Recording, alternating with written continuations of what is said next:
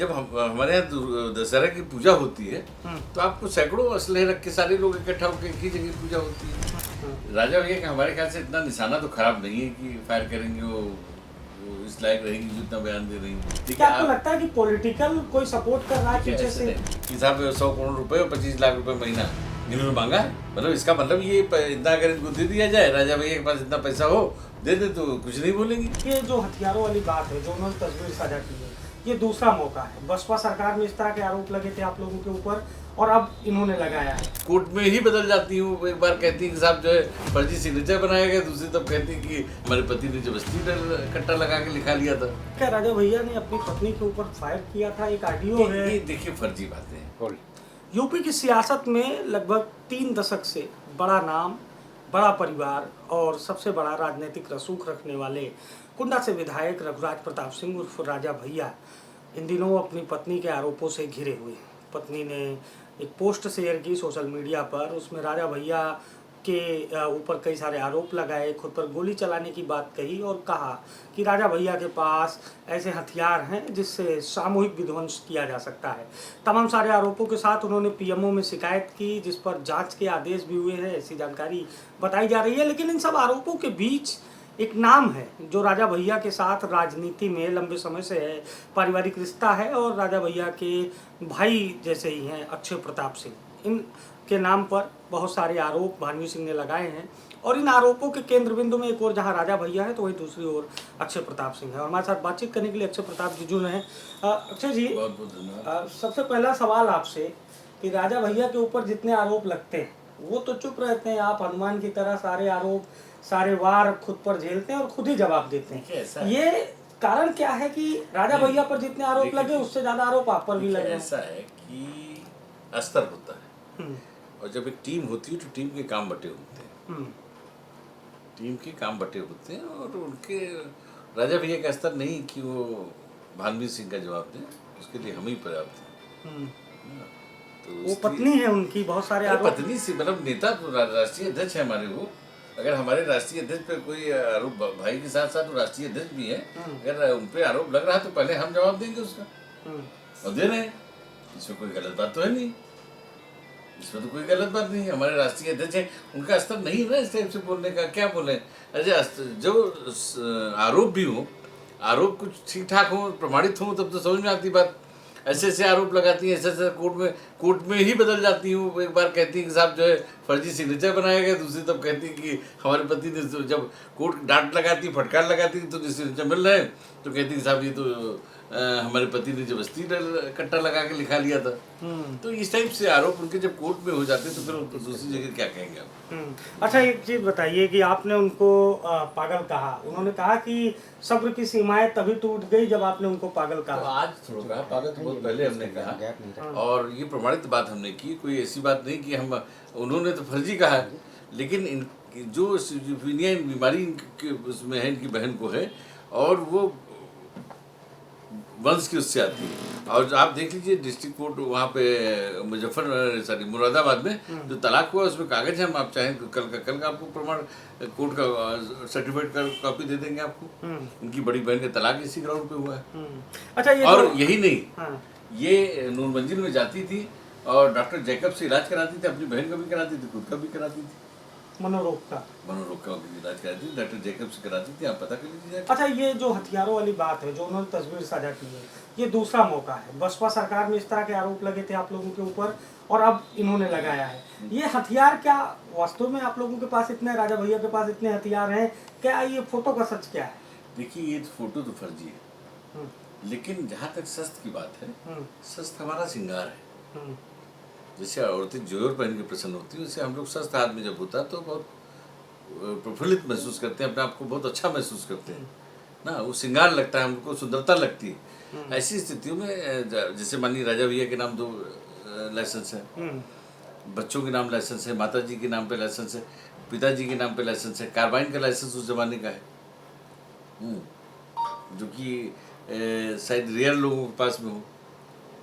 तो ऐसे तमाम अच्छा जो स्टाफ है साथ में रहने वाले, जब हमारे यहाँ दशहरा की पूजा होती है तो आपको सैकड़ों असलहे रख के सारे लोग इकट्ठा होकर एक ही जगह पूजा होती है, तो आपको बहुत सारे अब आप फोटो ले लीजिए, कहीं तो जखीरा है, तो सब लाइसेंसी असलहे हैं।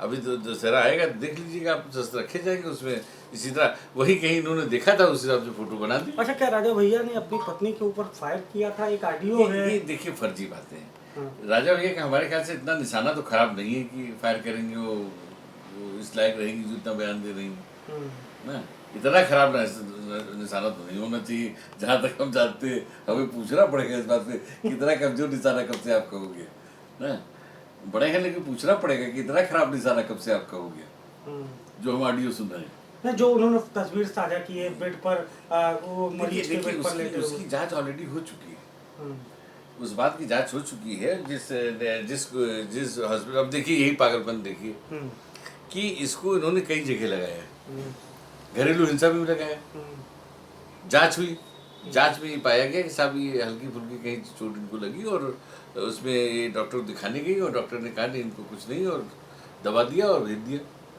और उसके बाद फिर ये गई पैथोलॉजी में जांच कराई, वहाँ भी डॉक्टर ने लिख दिया, तो इनकी उसको फर्जी बता दिया डॉक्टर ने कि हमारे यहाँ की रिपोर्ट नहीं है। तो ऐसी स्थितियों में आप क्या कहेंगे? अब इसमें भी फिर आरोप लगा रहे हैं कि साहब बेड दिखा रहे हो, दिखाए, फर्जी सहानुभूति लेने की आदत होगी। अच्छा, इस तरह के जो घटनाक्रम हुए थे वो पहले भी यूपी की राजनीति में देखे गए हैं, अमेठी में देखा गया, संजय सिंह के परिवार में। क्या आपको लगता है कि पॉलिटिकल कोई सपोर्ट कर रहा है पीछे से? देखिए ऐसा है, बहुत सारे लोगों में नहीं पड़ती है, बाप बेटी में नहीं पड़ती है, भाई बहन में नहीं पड़ती है, और बहुत सारे तलाक में पड़ती है, जिनको लोग जान ही नहीं पाते। आप देखिए राजस्थान में देख लीजिए हुआ, कोई जान पाया? जब वो पर्चा भरे तो तलाकशुदा जब उन्होंने लिखा, तब आप चौथे स्तर में आप भी नहीं जान पाए कि इनका तलाक हो चुका है। तो ऐसे बहुत सारे हम आपको उदाहरण दे सकते हैं कि लोगों को तलाक भी हो, लोग जान भी नहीं पाए, लेकिन इनको तो आनंद आ रहा है अपने घर की धज्जियां उड़ाने में। आप लोगों की छवि भी धूमिल हो रही है इस वजह से? देखिए हमारी छवि, हम लोगों की हमने कहा ना, एक ग्रह खराब है, शुक्र खराब है। अगर शुक्र खराब है तो आदमी की ये चीजें आती हैं, शुक्र कमजोर होता है तो ये सब चीजें आती हैं। तो हमको लगता है हमारे भाई साहब के, हालांकि वो ग्रह नक्षत्रों पे विश्वास नहीं करते, हम बहुत ज्यादा विश्वास करते हैं, तो हमको लगता है कि शुक्र खराब है इसलिए ऐसी स्थिति। अच्छा, एक तस्वीर है एक महिला के साथ, उसमें उन्होंने कहा कि चलिए हम आपकी भी फोटो कल बनवा के भेज देते हैं सोशल मीडिया में। हाँ। कि आपके साथ एक कोई हीरोइन को लगा देते हैं कि वो भी आपका फोटो खिंचाए, उसके साथ आप हाथ डाल के और फोटो करके बना के आपको भेज देते हैं। तो आप उस पर बताइए, आप जवाब दीजिएगा, आपके घर वाले जब अपनी पत्नी जब आपसे जवाब मांगी, कल ही हम आपके सोशल मीडिया में डालते हैं, आपके व्हाट्सएप पे। अच्छा, ये तो आप लोगों के आपस की बात है, लेकिन राजा भैया के बेटों ने भी अब सोशल मीडिया पर पोस्ट किया है। हाँ, हमने पढ़ा। उसमें उन्होंने कहा कि पिताजी तो ये 10 वर्षों से अलग रह रहे हैं, लेकिन उससे पहले के 10 वर्ष हम लोगों की परवरिश के लिए परिवार के कहने पर सब लोग साथ रहे थे। और उसमें उन्होंने अपनी माँ को लेकर कहा कि 100 करोड़ रुपए इतना मांगती है। तो लिखा पढ़ी कोर्ट में उन्होंने मांगा है, ये बात उन्होंने गलत थोड़ा कही। हमने पढ़ा, हमको अच्छा लगा, मतलब कि हमने तो एक ही बात कही कि लगता बच्चे जवान हो गए, यंग हो गए, मतलब जैसे आदमी के दिमाग में रहता है कि बच्चे हैं बच्चे हैं बच्चे हैं, लेकिन उसको पढ़ने के बाद लगता है कि बच्चे बहुत बड़े हो गए। वो भी एक हकीकत है क्या? बिल्कुल, अरे लीजिए, वो हकीकत क्या है, हमको तो पता नहीं था, उनको सबको भी इतना पता है कि कोर्ट में उन्होंने जो लगाया है, ये तो कोर्ट में लगाया ना उसमें दिल्ली में, कि साहब 100 करोड़ रुपए और 25 लाख रुपए महीना इन्होंने मांगा है। मतलब इसका मतलब ये इतना अगर इनको दे दिया जाए, राजा भैया के पास इतना पैसा हो, दे दे तो कुछ नहीं बोलेंगी। और उसमें उन्होंने कहा कि माँ के पास पिताजी से ज्यादा संपत्ति है। हाँ बिल्कुल, ये तो लिखा पढ़ी में ना, भाई 2 कंपनियों के मालिक हैं, इतनी जमीन है, राजा भैया के पास तो एक मकान भी नहीं है डेट में। भाई कैंट का मकान अम्मा के नाम है ना, बेटी का पिता के नाम है, तो राजा भैया के नाम तो आज तक एक मकान भी नहीं, राजा भैया के नाम एक मकान नहीं है। अच्छा, उसमें उन्होंने लिखा है कि गोपाल काका के ऊपर जो आरोप लगाए जा रहे हैं वो आरोप निराधार हैं। तो ये एक लोग ये भी पूछते हैं कि ये जो गोपाल काका यानी जो आप हैं, आप पर इतना सवाल क्यों उठाती हैं रानी? आप ये उसका स्नेह है हमसे, जहाँ तक बच्चों ने कहा तो बच्चों का अलग प्यार है, उनका अलग प्यार है, टाइप दोनों में अलग है। बच्चे बच्चे हैं, बच्चे काका के उससे वो देखते हैं और उनका टाइप दूसरा है। तो इस टाइप की स्थिति से हमारे ऊपर कोई, हम कोढ़ा बतिया तो है नहीं कि कोई हमको उंगली दिखा देगा हम जल जाएंगे ना।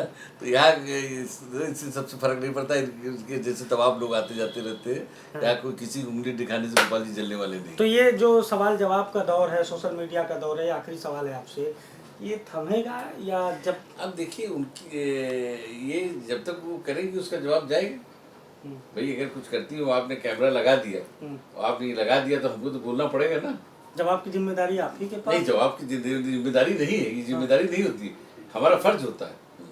हमारे राष्ट्रीय अध्यक्ष जी पे आरोप लग रहा है तो हम उसका जवाब दें, ये हमारा फर्ज है, ये हमारी जिम्मेदारी नहीं है।